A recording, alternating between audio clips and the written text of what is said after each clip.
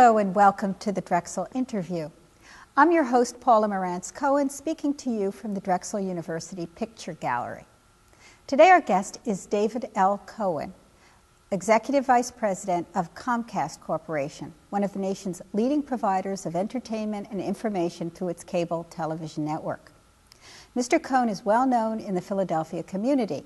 He's been a partner and chairman of one of Philadelphia's most important law firms. He served as Chief of Staff to Mayor Ed Rendell from 1992 to 1997, and he is currently Chairman of the Board of Directors of the Greater Philadelphia Chamber of Commerce. I should note as an aside that though we share the same last name, David L. Cohen and I are not related as far as we know. Right. David Cohen, welcome to the Drexel interview. Well, it's great to be here. Thanks for the invitation. Well, you were born in New York City, or actually I think in a borough of New York, but you're very much a Philadelphia guy. And I wonder if you'll tell us a little bit about what first brought you to Philadelphia, where you put down your roots. Sure. Well, I was born in New York, in Manhattan, so it's one of the five boroughs of New York. And we moved out. I actually grew up in suburban New Jersey. My father went to Rutgers and liked Central Jersey, and we moved to Central Jersey when I was about 3 years old.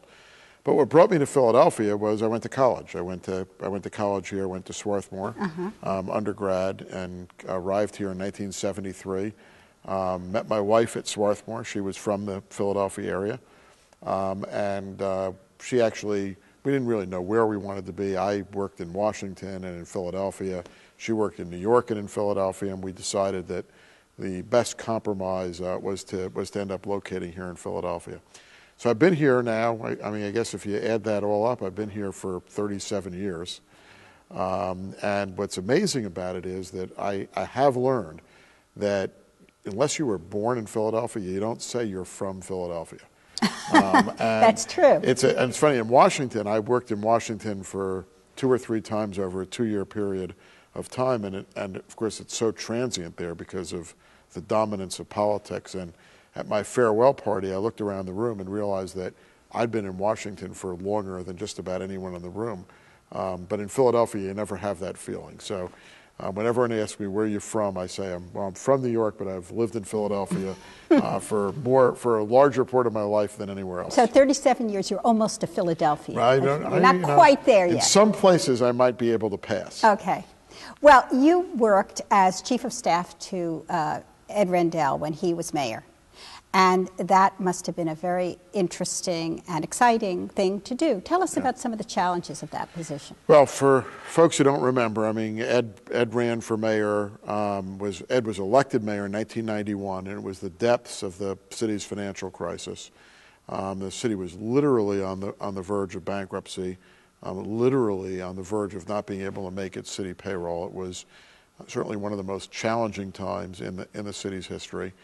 And it was unbelievably challenging, but unbelievably exhilarating to go through the 8 years of the Rendell administration. 6.5 years of which I was there for.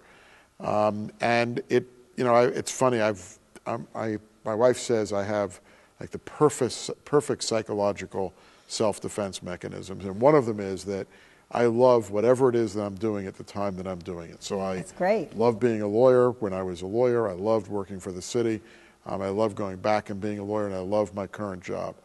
But I've told Brian Roberts, the chairman and CEO of Comcast, that shouldn't be insulted by this, but no matter what I do for the rest of my life, I think the time that I spent as chief of staff to Ed Rendell at that time in the city's history will be the job that I always look back on as being the most rewarding and arguably the most important job that I've ever held. And we obviously had a huge amount of success thanks mostly to Ed's leadership and to the work of an unbelievably talented team of leaders in the government, and to incredible effort by the municipal workforce, and in particular the supervisors and managers who work for the city, who are not part-timers like I was. I came in and I always knew I would be going out.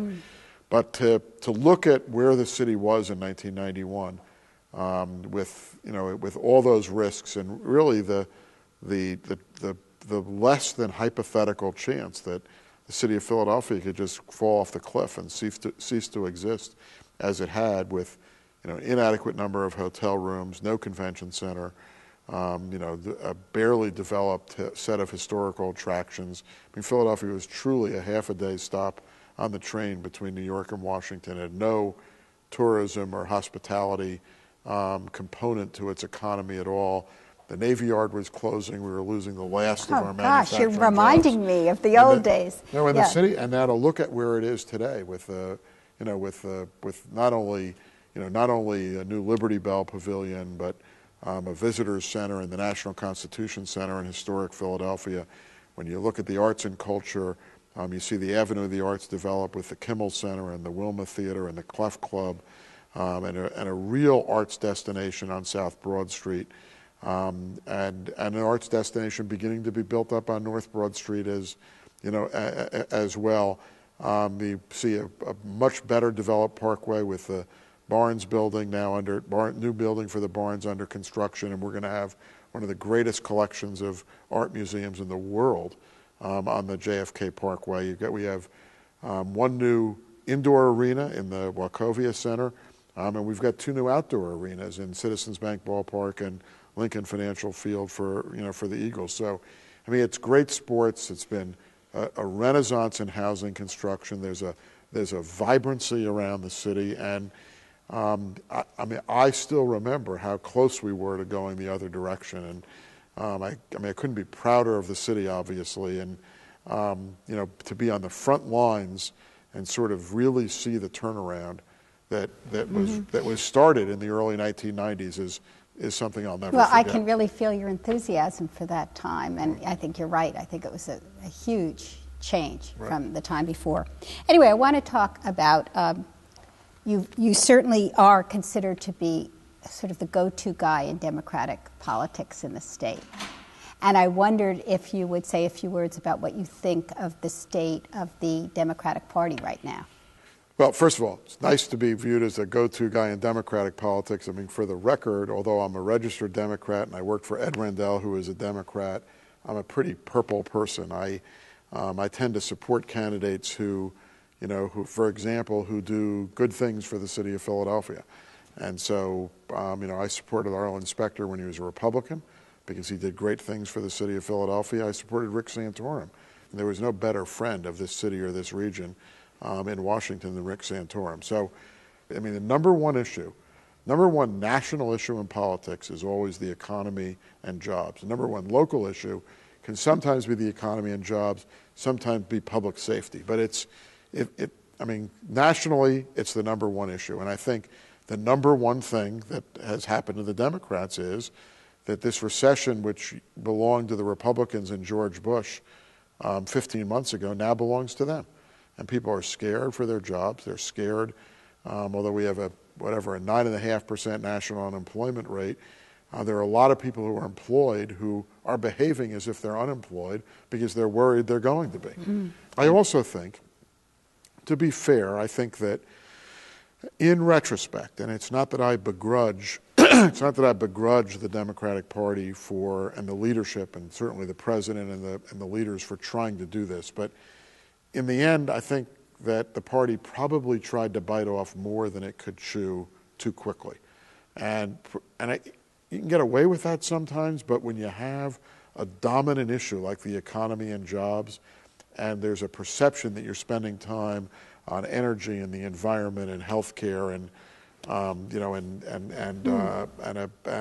foreign affairs and taxes and a whole host of issues and banks and stimulus plans and programs. But they're all connected, aren't they? Well, they are and they aren't. I mean, I think we saw a very different President Obama in this year's State of the Union address. I mean, 75% of what he talked about were jobs and employment, and I think that's what that was a very well crafted State of the Union address, but it's not what the message was for the preceding 12 months. But I say this, and my younger son is a sophomore in college, and last semester So I'm not talking about last year, but the second semester of his freshman year, he wrote a paper in a political science course on the death of the Republican Party.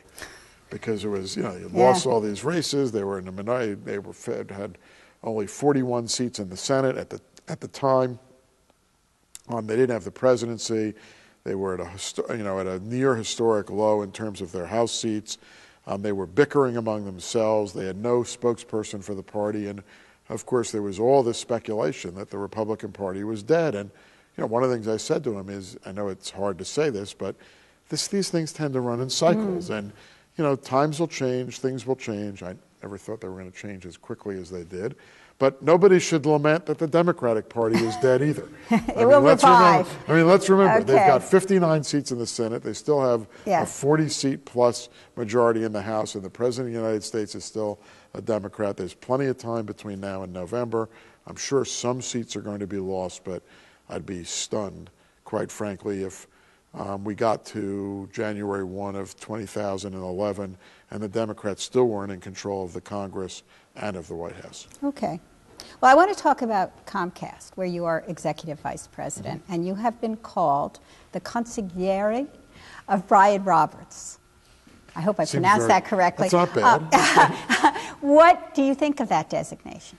Well, it sounds a little mob-like, so I'm not well, sure. I think that is where Not it sure. comes Not from. sure. I'm sure what that says about the company. But Brian is a friend, but more importantly, I think for this region, he is one of the great corporate leaders in America, totally devoted to Philadelphia, and to having this company headquartered in Philadelphia and using Philadelphia as the base to be able to grow the company. And quite frankly, anyone who would like to mention me in the same sentence as Brian Roberts, I'll take that as a compliment, because he's the kind of leader who you can learn from, and who can help you to grow, and who can inspire you really to work harder and to do more and to try and advance the interests of the company. What exactly do you do as executive vice president?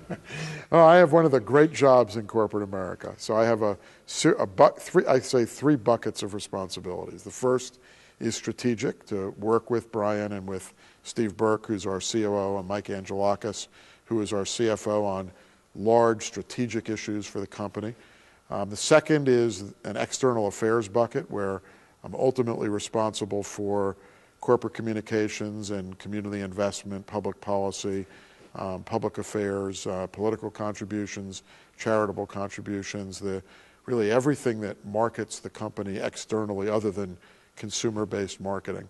And then the third bucket is an administrative bucket. Responsible for the legal function, for the corporate real estate function, for the benefits function, really for everything, for everything that makes the inner workings of the administrative infrastructure of the company operate and work. Well, it sounds like you do a little of everything. I think that's a fair statement. Okay. But more than one person has accused me of suffering from adult attention deficit disorder, and that job enables me to be able to pay attention to everything. Well, I want to talk about this exciting and controversial acquisition by Comcast of NBC Universal, which is, I guess, a fait accompli pending congressional approval. Is that right? Right. The deal has been, the deal is done. I mean, it is agreed to. There's actually no formal role for Congress in the proceeding at all. The deal is subject to regulatory approval by the Justice Department on antitrust issues, and by the Federal Communications Commission on Telecommunications Act issues. There's a transfer of a lot of licenses involved here. What has been going on and will continue to go on are a series of congressional hearings